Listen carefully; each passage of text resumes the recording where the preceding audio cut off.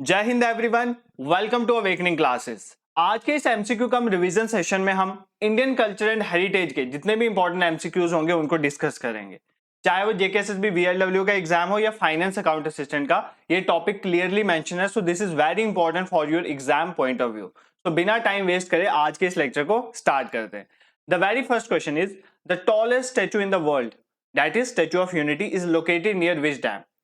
जो tallest statue है world का, that is statue of unity, वो किस डैम के पास लोकेटेड है? बाखरा Nangal dam, Sardar Sarovar dam, Tehri dam और Nagarjuna Sagar dam. I highly recommend you कि आप ना अपने क्वेश्चंस को मार्क करो पहले खुद, फिर आंसर और डिस्कशन यहां पर देखना, ठीक है? और लास्ट में मुझे अपना स्कोर भी कमेंट बॉक्स में जरूर बताना। देखो इसका आंसर है सरदार सरोवर डैम। जो हमारा टॉलेस्ट स्टैचू है ना वर्ल्ड का, स्टैचू ऑफ यूनिटी, वो नर्मदा रिवर के साथ है सरदार सरोवर डैम के पास, ठीक है? ये आपने याद रखना है। अब ये स्टैचू ऑफ यूनिटी है किसका? है सरदार वल्लभ भाई पटेल का। सरदार वल्लभ भाई पटेल का है, जिनको क्या बोलते हैं हम? जिनको बोलते हैं आयरन मैन ऑफ इंडिया। तो उनका ये स्टैचू है। इसकी हाइट कितनी है? 182 मीटर्स, ये भी आप याद रख सकते हो। और इनकी बर्थ एनिवर्सरी कब होती है? 31 अक्टूबर को, ठीक है? 31 अक्टूबर को इनकी बर्थ एनिवर्सरी होती है। इसलिए बता रहा हूं कि 2018 31 अक्टूबर को ही इसकी इनॉग्रेशन हुई थी बाय प्राइम मिनिस्टर मोदी, ठीक है? ये चीज आपने याद रखनी है। तो statue of unity Sardar Sarovar dam के साथ है। वल्लभ भाई पटेल जी का स्टैचू है, आयरन मैन ऑफ इंडिया उनको कहते हैं। 182 मीटर इसकी हाइट है और कब इनॉग्रेट हुआ था? 31 अक्टूबर 2018 को। नेक्स्ट क्वेश्चन पे मूव करते हैं। Vishnupad temple in Bihar is build by home. Vishnupad temple जो है बिहार का, वो किसने बनाया?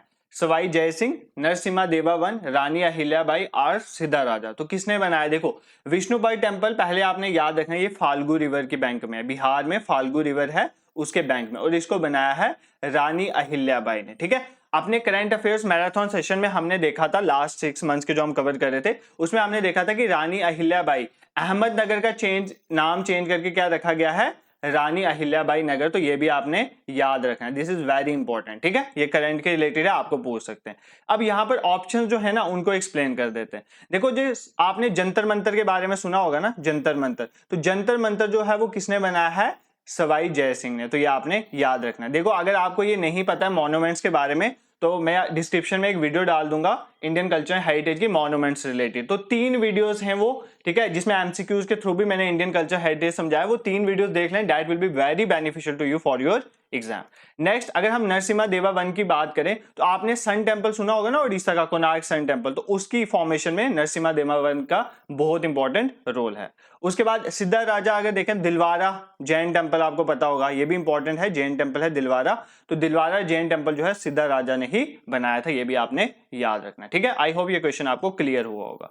नेक्स्ट क्वेश्चन पे मूव करते हैं। Which of the following is known as, question पूछे जाते हैं, किसको डायमंड सिटी कहते हैं? एथेंस ऑफ द ईस्ट किसको बोलते हैं? पैराडाइज ऑन अर्थ किसे कहते हैं? ठीक है, तो डायमंड ऑफ द ईस्ट किसे कहते हैं? सूरत, पन्ना, मुंबई और जयपुर। तो सूरत को कहते हैं क्योंकि सूरत एक ऐसी जगह है जहां पर डायमंड की कटिंग और पॉलिशिंग की बहुत बड़ी इंडस्ट्री है, that's why Surat is known as diamond city of India.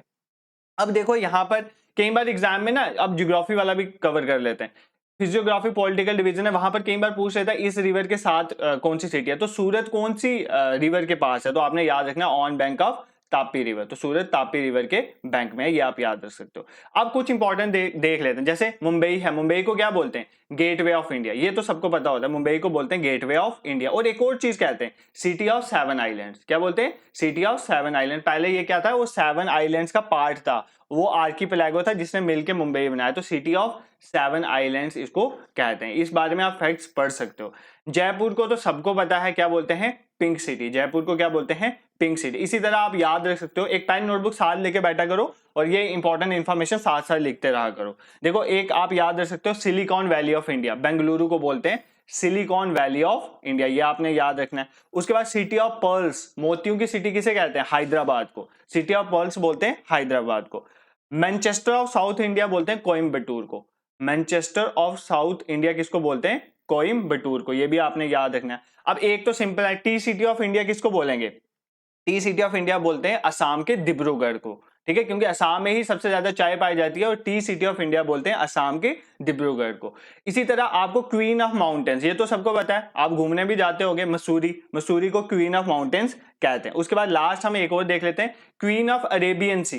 देखो ये अगर हमारा इंडिया का मैप है और यहाँ पर लेफ्ट साइड में क्या है, अरेबियन सी है, और राइट साइड में बे ऑफ बंगाल है। तो अरेबियन सी की क्वीन किसको कहते हैं, ये आपने याद रखना है, कोची को कहते हैं। तो ये कुछ इंपॉर्टेंट चीजें हैं। देखो अब एग्जाम में डायमंड सिटी ऑफ इंडिया ही नहीं हर बार पूछेगा, तो जो भी पूछने के मैक्सिमम चांसेस वो सारे मैंने कवर कर दिए। जैसे मुंबई को गेटवे ऑफ इंडिया कहते हैं, सिटी ऑफ 7 आइलैंड कहते हैं, जयपुर को पिंक सिटी कहते हैं, ठीक है। उसके बाद अगर हम टी सिटी ऑफ इंडिया की बात कर रहे थे तो डिब्रूगढ़ को कहते हैं असम में। उसके बाद क्वीन ऑफ माउंटेन्स मसूरी आपको पता है, ठीक है। तो ये कुछ आपने याद रखना। सिटी ऑफ पर्ल्स जो है हैदराबाद को कहते हैं। नेक्स्ट क्वेश्चन पे मूव करते हैं। Which city of India is known as Athens of the east. Athens क्या है, ग्रीस की कैपिटल है, ठीक है। एथेंस क्या है, ग्रीस की कैपिटल है। अब क्वेश्चन में पूछा है कि एथेंस ऑफ द ईस्ट किसे कहते हैं, ठीक है, कौन सी इंडियन सिटी है, मदुराई, इलाहाबाद, कोची या पटना। तो मदुराई को कहते हैं। मदुराई कहां पर है, तमिलनाडु में। यहाँ बहुत सारे टेंपल भी हैं आपको पता है। इसको बोलते हैं एथेंस ऑफ द ईस्ट, ठीक है। ये आपने याद है। ये पांड्या जो रूलर थे ना उसकी कैपिटल भी रह चुका है, ठीक है। पांड्या रूलर्स की कैपिटल थी मदुराई,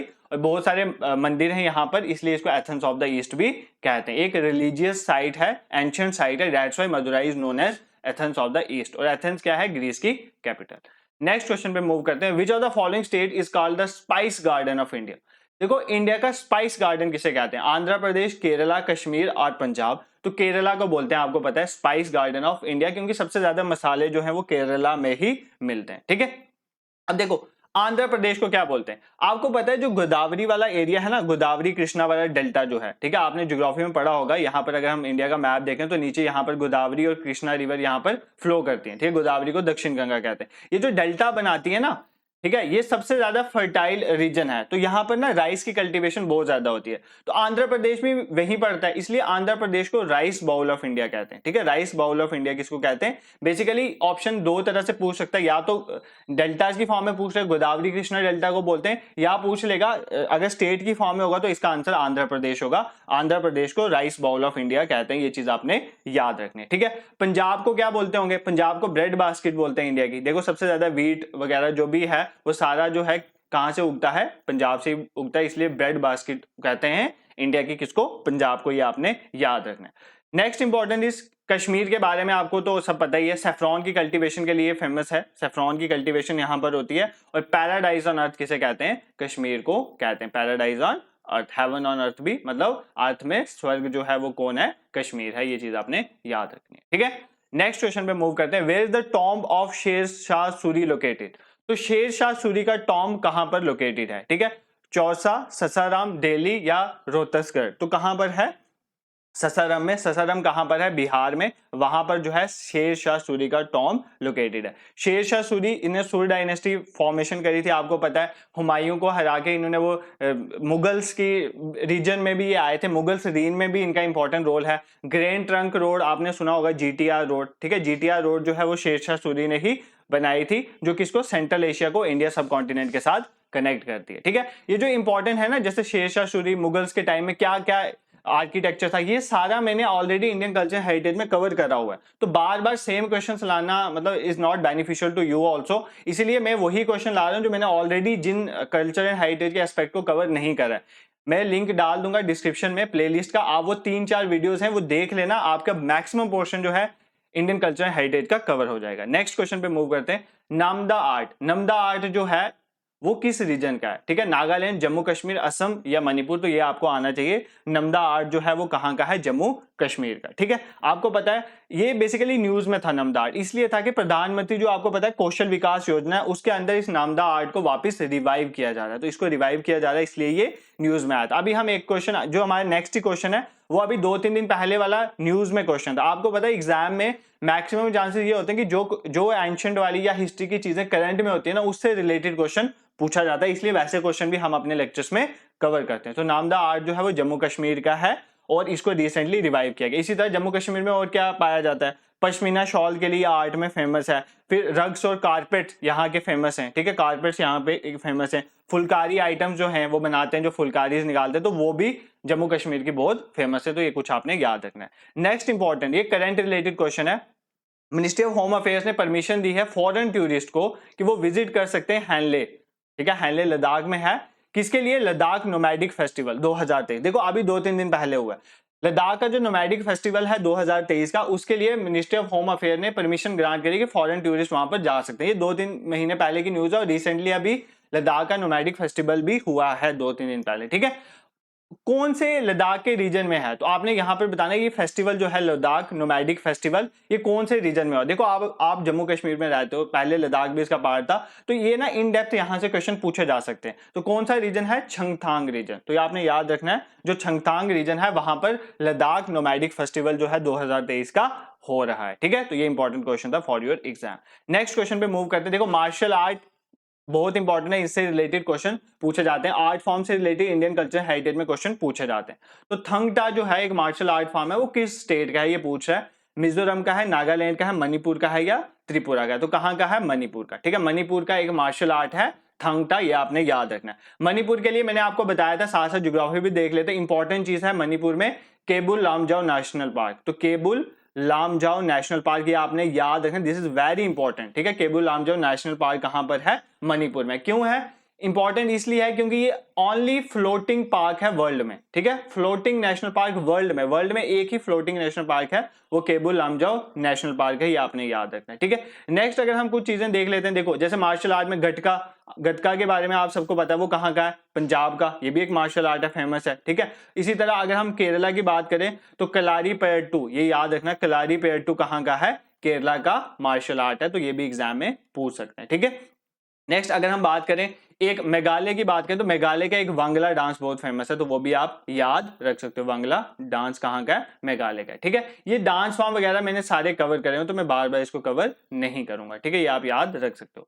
नेक्स्ट क्वेश्चन पे मूव करते हैं। Which of the following states of India is Ambubachi Mela held every year. तो अंबुबाची मेला भी न्यूज में था, अभी रिसेंटली हेल्ड हुआ है। तो अंबुबाची मेला जो है वो कौन सी स्टेट में होता है, ठीक है, केरला में, गुजरात में, सिक्किम में या असम में। तो ये असम में होता है। ठीक है, अगर आपको कामाख्या माता टेम्पल के बारे में पता है, कामाख्या देवी टेम्पल जो है वन ऑफ द शक्तिपीठ है, वहां पर जो है अंबुबाची मेला जो है वो हर साल सेलिब्रेट होता है, ये चीज आपने याद रखनी है। ठीक है, और अगर आपको पूछे कोई लार्जेस्ट मेला, रिलीजियस मेला इंडिया में कौन सा होता है, तो कुंभ मेला होता है, ये भी आप याद रखना। कौन सा मेला होता है, कुंभ मेला, जो हर मतलब 11 साल के बाद डिफरेंट जगह में होता है, जैसे हरिद्वार में, इलाहाबाद में, ये चीजें आपने याद रखनी। इलाहाबाद नहीं, प्रयागराज नाम है उसका। ठीक है, नेक्स्ट क्वेश्चन पे मूव करते हैं। Which of the following language has been given the status of classical languages by central government in 2014।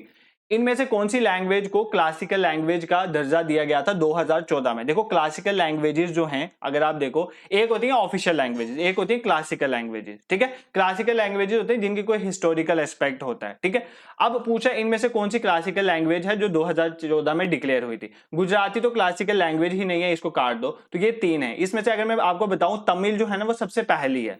तो वो सबसे पहली कब आई थी, 2004 में। तो ये 2004 में आई थी, यहां पर 2014 की पूछा, तो इसका आंसर बेसिकली है उड़िया।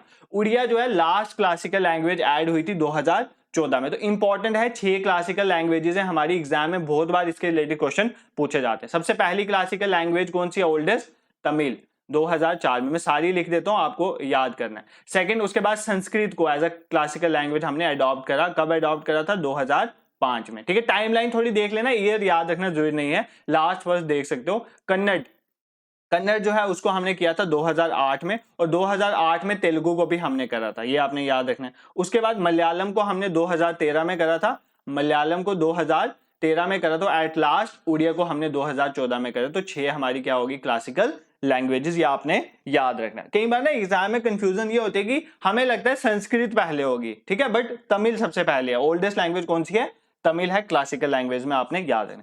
इसी तरह हमारी ऑफिशियल लैंग्वेजेस होती हैं। ऑफिशियल लैंग्वेजेस वो होती हैं जिनके बारे में हमारे कॉन्स्टिट्यूशन में बोला गया है। ठीक है, कॉन्स्टिट्यूशन में जो हमारे कॉन्स्टिट्यूशन की अगर हम बात करें, पार्ट 17 जो है, ये भी याद कर लो, पार्ट 17 जो है हमारे कॉन्स्टिट्यूशन का, वो ऑफिशियल लैंग्वेजेस के साथ डील करता है। ओरिजिनली हमारे कॉन्स्टिट्यूशन में कितनी ऑफिशियल लैंग्वेजेस थी, 14 थी, बट अब इंक्रीज होके कितनी हो गई है, 22, और डोगरी भी इसका पार्ट है, कश्मीरी भी इसका पार्ट है, ये चीजें आपने याद रखनी है। ठीक है, नेक्स्ट ये कौन से शेड्यूल में है, तो 8th शेड्यूल में है, ये भी आप याद रख सकते हो। ठीक है, ये डेटा बहुत ज्यादा हो गया, इसलिए मैं आपको बोलता हूँ लेक्चर 1-2 बार देख लिया करो, और एक पेन नोटबुक साथ लेके इनको कहीं लिख दिया करो।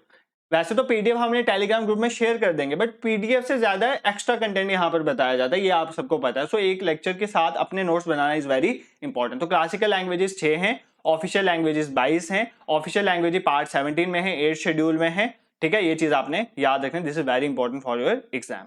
नेक्स्ट इंपॉर्टेंट क्वेश्चन पे मूव करते हैं, ट्रेडिशनल बफलो रेस। तो बफलो की रेस होती है जिसका नाम है कंबाला। तो कंबाला एक बफलो रेस है, वो किस स्टेट में होती है? ठीक है, जैसे जल्लीकट्टू मैंने आपको पढ़ाया था, इसी तरह से पूछे जाते हैं। जल्लीकट्टू तमिलनाडु में होती है, ठीक है। इसी तरह ये ट्रेडिशनल बफलो रेस कहां पर होती है, ये इंपॉर्टेंट क्वेश्चन है। आंध्र प्रदेश में होती है, तमिलनाडु में होती है, कर्नाटका में होती है या केरला में? तो इसका आंसर है कर्नाटका। तो कंबाला जो है ट्रेडिशनल बफलो रेस है और कहां पर होती है? कर्नाटका में। This is very important. इसी तरह बुलबुल फाइट, आप याद रखना, बुलबुल फाइट भी न्यूज में रहती है, तो ये कहां पर होती है? असम में। तो ये आप याद रख सकते हो। जल्लीकट्टू मोस्ट इंपॉर्टेंट है, वो कहां पर होती है? तमिलनाडु में, ठीक है। नेक्स्ट क्वेश्चन पे मूव करते हैं, which festival marks the beginning of Tibetan new year? तो इस पे मैंने शॉर्ट भी बनाई थी। तिब्बतन न्यू ईयर जो होता है, कौन से फेस्टिवल जो है वो बताता है कि तिब्बत का न्यू ईयर है? मतलब ये बुद्धिज्म तिब्बतन से रिलेटेड है। तिब्बतन न्यू ईयर को कौन सा फेस्टिवल रिप्रेजेंट करता है? सागा दावा फेस्टिवल, ओंकर फेस्टिवल, लोसार फेस्टिवल या शोतन फेस्टिवल? तो लोसार फेस्टिवल जो है इसको क्या बोलते हैं? तिब्बतन न्यू ईयर को रिप्रेजेंट करता है, लद्दाखी या तिब्बतन न्यू ईयर को, ठीक है। इसके रिलेटेड मैंने शॉर्ट भी बनाई थी क्योंकि प्राइम मिनिस्टर ने कंग्रेट्स करा था on the occasion of Losar festival, ठीक है। नेक्स्ट क्वेश्चन पे मूव करते हैं, गंधारा आर्ट। आपको पता है Gandhara art north western India में बहुत फेमस हुआ था। ये किसके कॉम्बिनेशन से बना है? ठीक है, किसके कॉम्बिनेशन से बना है? ठीक है, Indo China, Indo Greek, Indo Roman या इंडो इस्लामिक? तो इंडो ग्रीक है। बेसिकली जो ग्रीक्स हैं वो इंडिया में आए थे, ठीक है, आपको पता है, और उनका और इंडियंस का जो है नॉर्थ वेस्टर्न इंडिया का मिलके जो है एक आर्ट बना था, that is known as Gandhara art. तो बुद्धिज्म के लिए बहुत फेमस है। आपको पता है कि जो बुद्धिस्ट के कुछ जो स्कल्पचर्स हैं वो गांधारा आर्ट के थ्रू बनाए गए। This is also very important. Next question पे मूव करते हैं, अजंता एलोरा केव्स, जो पेंटिंग्स है अजंता एलोरा केव्स की, वो किसकी डेवलपमेंट ऑफ आर्ट किसके अंदर डेवलप हुई है? ठीक है, वैसे तो बहुत से के अंदर हुए हैं डेवलपमेंट इनकी, बट मेन इनमें से कौन सी है हमने बताना। देखो पिछली बार जेकेपीएसआई के एग्जाम में क्वेश्चन पूछा गया था, अजंता इलोरा केव जो है कहां पाई जाती है? Only in Maharashtra, Madhya Pradesh. तो आपने पहले ये याद रखना, ये सिर्फ महाराष्ट्र में ही पाई जाती है। महाराष्ट्र में और कौन सी केव पाई जाती है? कन्हेरी केव भी महाराष्ट्र में पाई जाती है, ठीक है। महाराष्ट्र में अजंता इलोरा तो पाई ही जाती है, एक और इंपॉर्टेंट केव्स है कन्हेरी। कई बार केव्स के रिलेटेड लोकेशन पूछ ली जाती है, तो कन्हेरी केव्स भी कहां पर पाई जाती हैं? महाराष्ट्र में। और इनकी डेवलपमेंट में किसने इंपॉर्टेंट रोल प्ले किया था? राष्ट्रकूटास। तो ये आपने याद रखना है, राष्ट्रकूटास ने इन केव्स को बनाने में एक इंपॉर्टेंट रोल प्ले किया था। और कई बार पूछा जाता है ये कौन सी रिवर के किनारे हैं? तो वगोरा रिवर। तो अजंता केव्स कौन सी रिवर के किनारे हैं? वगोरा रिवर। ये बहुत इंपॉर्टेंट है, याद रखना, this is very important for your exam. Star mark कर देता हूं मैं इसके ऊपर, ठीक है। महाराष्ट्र में है, औरंगाबाद के पास है, ये आप याद रख सकते हो। इसी तरह अब तो एक हो गया ना अजंता इलोरा। अब अजंता इलोरा की लोकेशन ही सिर्फ नहीं पूछेगा, आपको बादामी केव्स से पूछ सकता है कहां पर है। बादामी केव्स कहां पर है? आपने याद रखना है कर्नाटका में। कहां पर है? कर्नाटका में, ये याद रखना है आपने। इसी तरह बराबर केव्स जो हैं, बराबर केव्स जो हैं, ये लोमस ऋषि केव भी कहते हैं इनको, ये कहां पर है? बिहार में। बीबी से याद कर लो, बिहार। उदयगिरी वाली ओडिशा में, उदयगिरी हिल्स, इसमें मैंने शॉर्ट भी लाई थी। उदयगिरी हिल्स कहां पर है? ओडिशा में है, ये आपने याद रखना है, ठीक है। बाघ केव्स इंपॉर्टेंट केव्स हैं, बाघ केव्स ये कहां पर है? मध्य प्रदेश में। और वराह केव्स कहां पर है? तमिलनाडु में। ये कुछ इंपॉर्टेंट केव्स हैं जो आपने याद रखने, these are very important from your exam point of view. तो अजंता इलोरा केव महाराष्ट्र में है, कनेरी भी महाराष्ट्र में, बादामी कर्नाटका में है, बराबर केव्स बिहार में, उदयगिरी ओडिशा में है, बाघ केव्स मध्य प्रदेश में, और वराह केव्स कहां पर है? तमिलनाडु में। आई होप ये क्वेश्चन आपको समझ आया होगा। नेक्स्ट इंपॉर्टेंट क्वेश्चन पे मूव करें, Sitara Devi is associated with. देखो सितारा देवी किसके साथ एसोसिएटेड है? गरबा, मणिपुरी, हिंदुस्तानी, कथक। तो सितारा देवी कथक डांस के साथ एसोसिएटेड है। जितने भी हमारे पास क्लासिकल डांसेस है ना, चाहे वो कथक हो, मोहिनी अट्टम हो, ठीक है, ये सारे मैंने आपको अपने लेक्चर्स में कवर करे हुए हैं। तो आप प्रीवियस लेक्चर देखो, ये लेक्चर बहुत लेंदी हो जाएगा अगर मैं हर एक एस्पेक्ट वापस कवर करना स्टार्ट हो जाऊंगा, ठीक है। नेक्स्ट क्वेश्चन पे मूव करते हैं, Mohini attam is a traditional dance which originated in the state of India. तो कौन सी स्टेट में मोहिनी अट्टम डांस चलता है? तो मोहिनी अट्टम कहाँ का है? केरला का है, ये आपने याद रखना। केरला का एक और इंपॉर्टेंट है कथकली, तो ये भी याद रखना, कथकली भी केरला का है और मोहिनी अट्टम भी केरला का है। कुचिपुड़ी कहाँ का है? कमेंट बॉक्स में मुझे बताना, मैंने पढ़ाया था। कुचिपुड़ी कहाँ का डांस है, ये आपने मुझे कमेंट बॉक्स में बताना है। Next and last question for today, festival of Nuakhai. Nuakhai festival recently किस जगह में सेलिब्रेट किया गया है? महाराष्ट्र, गोवा, उड़ीसा और तेलंगाना। तो कहां पर सेलिब्रेट किया गया है? ओडिशा में। नौखाई फेस्टिवल कहां सेलिब्रेट किया गया है? ओडिशा में। और ये एक एग्रीकल्चर रिलेटेड फेस्टिवल है। देखो नौ का मतलब होता है, ध्यान से सुनना, नौ का मतलब होता है न्यू और खाई का मतलब होता है फूड। तो ये न्यू फूड को रिप्रेजेंट करता है, न्यू क्रॉप के बाद इसको मनाया जाता है नौखाई फेस्टिवल। और कहां का है ये? ओडिशा का। This is all about for today's lecture. I hope आपको ये लेक्चर पसंद आया होगा। देखो मैं आपको रिकमेंड करूंगा, अगर आप JKSSB VLW finance account assistant की तैयारी कर रहे हो तो हमारी प्लेलिस्ट में जाओ, और डिस्क्रिप्शन में भी डाल दूंगा। मैंने जेकेएसएसबी एफए और वीएलडब्ल्यू के लिए एक सेपरेट फोल्डर बनाया हुआ है, आप उसको विजिट करो और वहां के लेक्चर्स देखो। This lectures will be very beneficial to you for your upcoming exam. एक तरह की रिवीजन प्लस एडिशनल इंफॉर्मेशन यहाँ पर एमसीक्यूज की हेल्प से आपको दी जाती है। Next important thing is that culture के साथ साथ आप देखो करंट अफेयर्स के हमने मैराथन सेशन लाए थे लास्ट 6 मंथ के, तो 3 वीडियोस हैं, वो भी लास्ट 6 मंथ करंट अफेयर ऐसे प्लेलिस्ट होगी, डिस्क्रिप्शन में डाल देंगे, उसको भी जरूर देखना।